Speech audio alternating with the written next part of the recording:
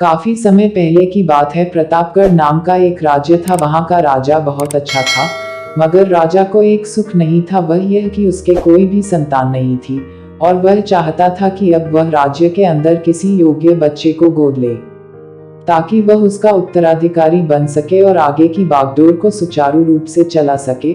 और इसी को देखते हुए राजा ने राज्य में घोषणा करवा दी कि सभी बच्चे राजमहल में एकत्रित हो जाए।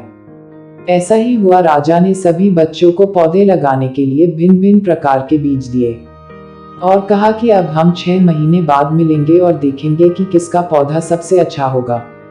महीना बीत जाने के बाद भी एक बच्चा ऐसा था जिसके गमले में वह बीज अभी तक नहीं फूटा था, लेकिन वह रोज उसकी देखभाल करता था और रोज पौधे को पानी देता था। देखते ही देखते 3 महीने बीत गए। बच्चा परेशान हो गया। तभी उसकी माँ ने कहा कि बेटा धैर्य रखो, कुछ बीजों को फलने में ज्यादा वक्त लगता है। और वह पौधे को सींचता रहा। 6 महीने हो गए। राजा के पास जाने का समय आ चुका था, लेकिन वह डर हुआ था कि सभी बच्चों के गमलों में तो पौधे होंगे और उसका गमला खाली होगा।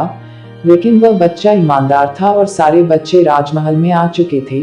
कुछ बच्चे जोश से भरे हुए थे क्योंकि उनके अंदर राज्य का उत्तराधिकारी बनने की प्रबल लालसा थी। अब राजा ने आदेश दिया, सभी बच्चे अपने अपने गमले दिखाने लगे, मगर एक बच्चा सहमा हुआ था क्योंकि उसका गमला खाली था। तभी राजा की नजर उस गमले पर गई। उसने पूछा, तुम्हारा गमला तो खाली है? तो उसने कहा, लेकिन मैंने इस गमले की 6 महीने तक देखभाल की है।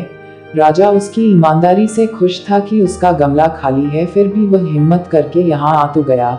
सभी बच्चों के गमले देखने के बाद राजा ने उस बच्चे को सभी के सामने बुलाया। बच्चा सहम गया और राजा ने वह गमला सभी को दिखाया। सभी बच्चे जोर से हंसने लगे। राजा ने कहा, शांत हो जाइए, इतने खुश मत होइए। आप सभी के पास जो पौधे हैं वो सब बंजर है, आप चाहे कितनी भी मेहनत कर ले उनसे कुछ नहीं निकलेगा।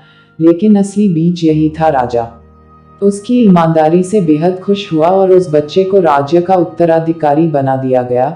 लेकिन हमें इस कहानी से क्या सीखने को मिला? मेरे हिसाब से अपने अंदर ईमानदारी का होना बहुत जरूरी है। ऐसे ही कहानी सुनने के लिए हमारे चैनल को सब्सक्राइब करें और अपने बच्चों को सुनाएं ताकि उन्हें अच्छे संस्कार मिले।